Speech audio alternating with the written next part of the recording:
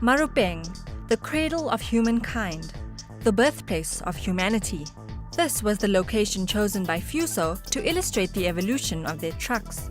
Those invited spent the day driving around the World Heritage Site in a Fuso of their choice, putting their alley docking and gymkhana skills into competition, taking an extreme helicopter ride, and touring the place from which all of humankind originated. This was significant because it fits in nicely with what we wanted to do with Fuso. Fuso has been around for a while, but this is a new time, a new area for Fuso, and so the evolution of it for us was just is a natural place to have it here.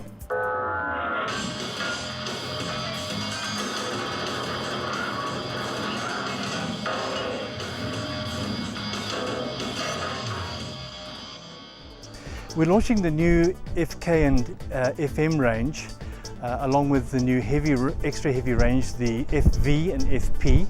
So there's a number of new models that we bring into the market. We're very chuffed about that. It's been a while since we've had some new models with some new features and benefits for our customers. There's been some significant changes, so we're extremely happy that today we can launch this new range onto the South African commercial vehicle market.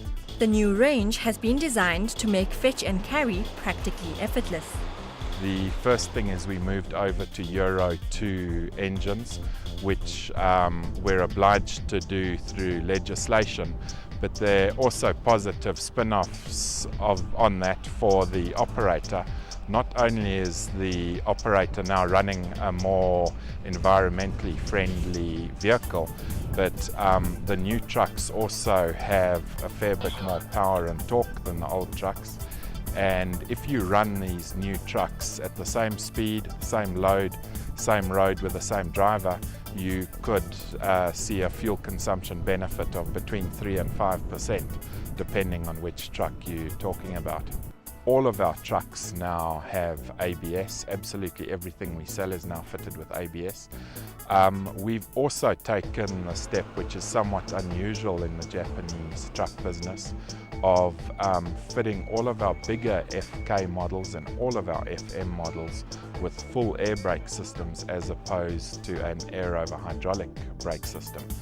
And it's basically just a more robust, easier to maintain brake system. You want me to load these pumpkins on this truck? You're such a smart guy. You got it in there. Come on, load the pumpkins, load the pumpkins. That's it, mate. Come on, put your back into it here.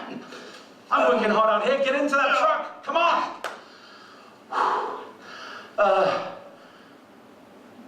Yeah? All of them? Yeah, all of them. They're a bit heavy is what the problem is. That's the problem, really, to be honest with you. How about I give you a hand? Yeah.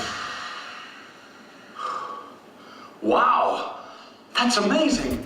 In the past, our best-selling truck was a truck called the Fuso FM14, which was basically an 8-ton payload truck.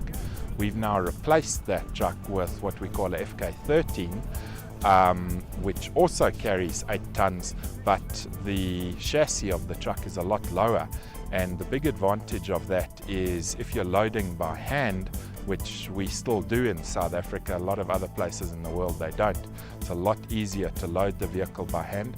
The other advantage is that if you're carrying large volume goods like tissue paper, cardboard boxes, etc., etc., the law limits you to a maximum height of 4.3 meters. So by lowering the floor of your load bed, you in effect increase the volume that you can carry on the back of the vehicle. I can smell a rear axle overload ticket coming right here, eh? Or so you think, eh? I can clearly see this vehicle's very, very overloaded.